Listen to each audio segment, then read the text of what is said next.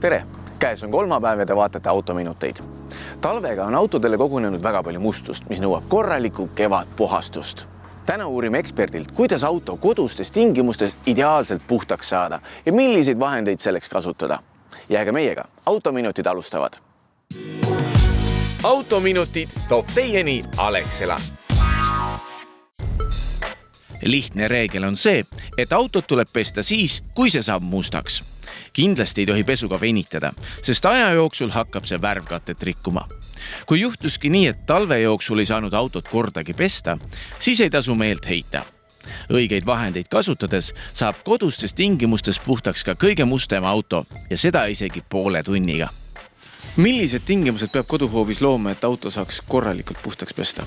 Kõige mugavam on seda teha muidugi varjulises kohas. Ja teiseks oleks võimalik, kui saaks pesta autot näiteks siis kas kiviparketil, asfaldil, mitte murul, sellepärast osad autokemikaalid ei sobi võib-olla murule. Kas survepesur on vajalik või saab ka tavalise vooliku ja nõrgema survega hakkama?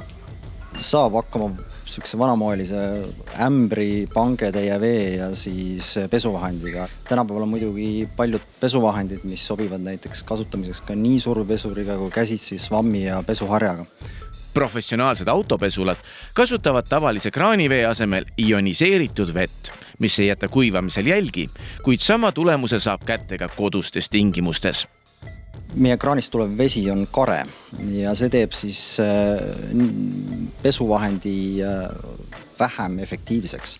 See tähendab seda, et näiteks äsja pestud autole võivad jääda sellised kuivamisplekid, aga selleks on lihtne lahendus auto pärast pesu näiteks kuivatada.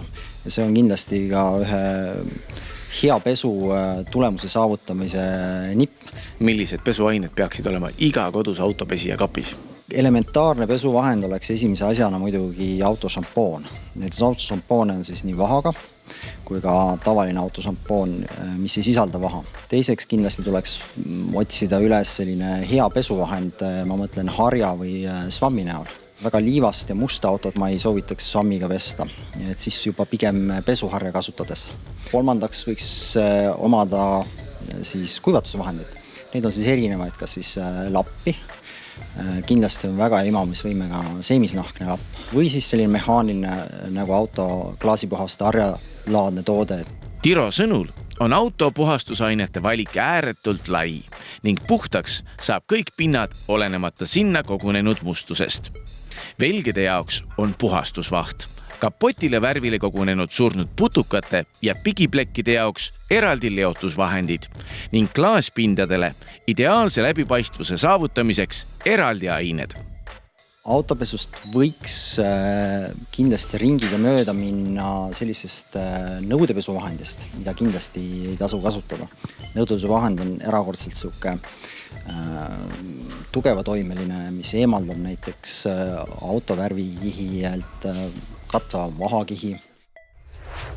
Automaailm andis meile vahendid, et me saaksime testida, kui ideaalselt puhtaks on võimalik kodustes tingimustes üks auto pesta. No vaatame järele.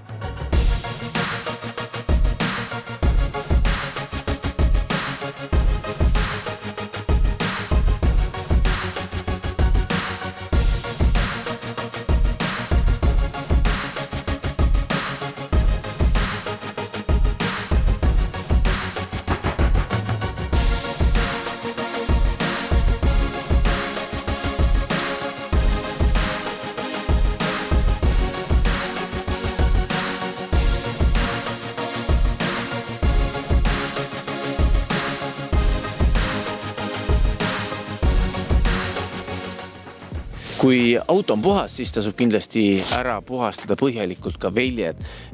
Wheel cleaner, väljapuhastusvahed on selline eraldi vahend ja ärge unustage sellist nunnut harja, sest et esmalt tuleb väljed ja sisud kõik selle ainega ära katta, lasta tal mõjuda, siis kergelt harjaga üle käia ning veega maha loputada.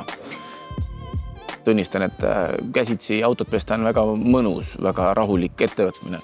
Tänasest päevast jäi mulle silma selline vahukurat, võib-olla sellepärast, et suht pingevaba pesu oli ja tõsimeeli ka väga palju vahtu tekkis sellest vedelikust. Kui tunnete, et auto pesemine ei ole üldse teie teema, siis ärge muretsege. Automaatpesulad. Need on siis järelikult kohad, kus teile võib-olla rohkem meeldib käia, sest et auto saab puhtaks paari minutiga. Te saate samal ajal juua kohvi või lugeda uudiseid ning tunda ennast üldse hästi. Need olid autominutid. Kohtume juba järgmisel kolmapäeval. Autominutid toob teieni Alexela.